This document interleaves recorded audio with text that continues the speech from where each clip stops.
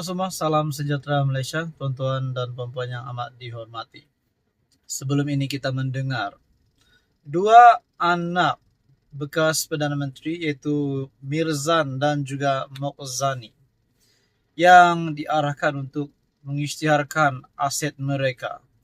Nah, saudara-saudara, ada yang kata Mirzan dan Mokhzani bersalah. Ada yang kata Mirzan dan Mokhzani bakal ditangkap. Tapi sebenarnya ini adalah pengakuan terbaru Mirzan dan Mokhzani yang pasti mengejutkan ramai. Di dalam satu artikel daripada Malaysia gini, pengakuan daripada anak Tun Dr. Mahathir Mohamad. Mirzan dan Mokhzani di dalam satu kenyataan, bukan kami yang disiasat SPRM. Itu adalah kenyataan Mirzan dan Mokhzani yang menimbulkan banyak persoalan. Sedangkan SPRM yang meminta kedua anak bekas PM Tun Dr. Mahathir ini untuk mengisytiharkan aset dan harta. Bahkan sebelum ini juga mereka telah meminta tempo lanjutan untuk pengurusan berkaitan dengan pengisytiharan harta ini. Sebelum ini juga anak bekas Perdana Menteri ini, Mirzan dan Mokhzani, bahkan Mukriz sendiri telah membuat pengakuan bahwa ayah mereka lah yang disiasat. Tujuan sebenar mereka untuk mengisytiharkan aset mereka sebenarnya bertujuan untuk menyiasat Tun Dr. Mahathir. Nah, di dalam artikel ini menyebut dua anak bekas PM Perdana Menteri, Dr. Mahathir menjelaskan bahwa mereka bukan di bawah siasatan SPRM.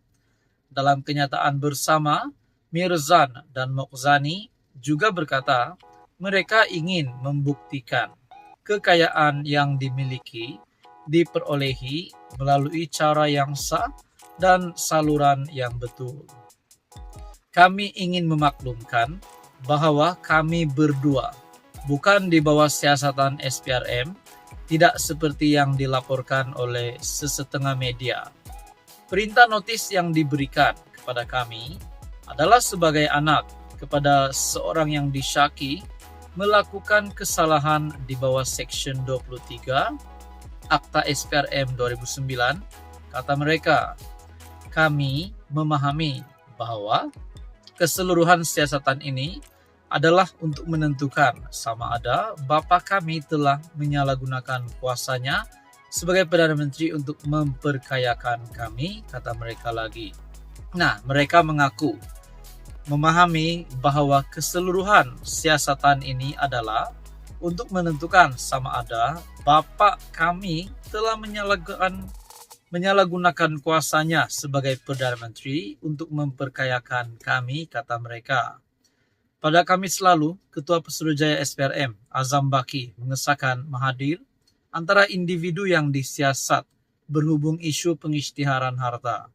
Azam juga berkata notis pengisytiharan harta ke atas Mirzan dan Mokhzani berkaitan dengan siasatan itu, tetapi tidak menjelaskan dengan lebih terperinci. Hari ini, Mirzan dan Mokhzani berkata mereka menghargai lanjutan masa yang diberikan SPRM ke atas notis yang diserahkan pada mereka pada Januari lalu. Kata mereka, memandangkan pengisytiharan harta yang perlu dilakukan meliputi tempoh 43 tahun dengan kurangnya rekod maklumat selama tempo itu, mereka berharap SPRM dapat menentukan tempo masa yang paling penting dalam tempoh itu untuk siasatan mereka. Mereka juga menepis sindiran yang mendakwa mereka memerlukan lebih masa ekoran kekayaan yang terlalu besar. Nah, saudara-saudara yang amat dihormati, adakah ini akan membawa satu berita yang buruk kepada Tun Dr. Mahathir dan anak-anaknya? Ataupun sebenarnya semua ini akan selesai dengan baik? Nah, apa komen Anda? Sekian saja. Teruskan bersama di dalam channel ini untuk info yang seterusnya. Halo semua, salam sejahtera Malaysia. Selamat datang ke channel Fels Lifestyle. Terima kasih kerana masih setia bersama di dalam channel ini. Saudara-saudara, tuan-tuan dan puan-puan yang amat dihormati, ini satu lagi kejutan kepada seluruh kepimpinan politik Malaysia. di mana terdapat satu kata putus di antara Zahid Hamidi, Presiden UMNO ataupun pengerusi Barisan Nasional selaku timbalan Perdana Menteri di dalam Kabinet Kerajaan Perpaduan bersama-sama dengan Tan Sri Muhyiddin Yassin, yaitu pengerusi Perikatan Nasional. Saudara-saudara, terdapat satu kejutan di mana kata putus ataupun keputusan telah terjawab di antara Zahid Hamidi dan juga Muhyiddin Yassin. Ini adalah berkaitan dengan penyelesaian kes Saman Fitnah. Dikongsikan daripada Malaysia Kini, Zahid Muhyiddin setuju selesaikan kes Saman Fitnah.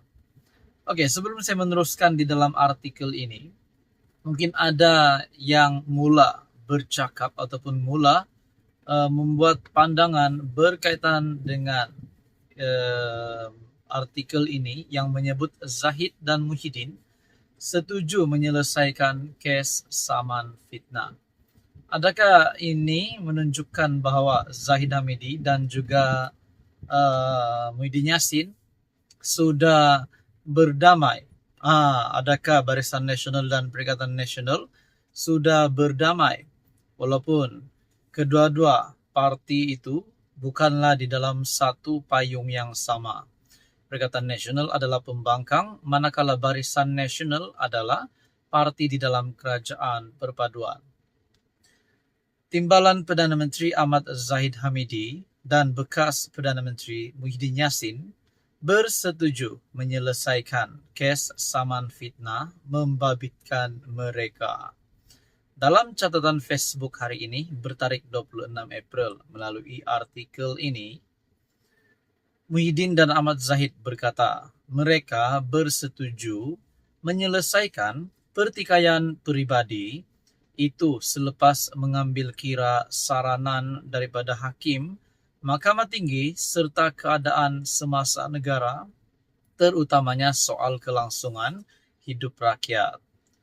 YAB Datuk Seri Ahmad Zahid bin Hamidi dan YB Tan Sri Datuk Mahyadin bin Haji Muhammad Yassin merakamkan penghargaan kepada Hakim Mahkamah Tinggi dan pegawai-pegawai mahkamah yang terlibat, serta juga berharap agar keputusan ini dapat diterima dan dihormati oleh semua pihak dan tidak dijadikan bahan yang boleh mengganggu-gugat kesejahteraan dan kestabilan awam serta keyakinan rakyat kepada institusi kehakiman negara.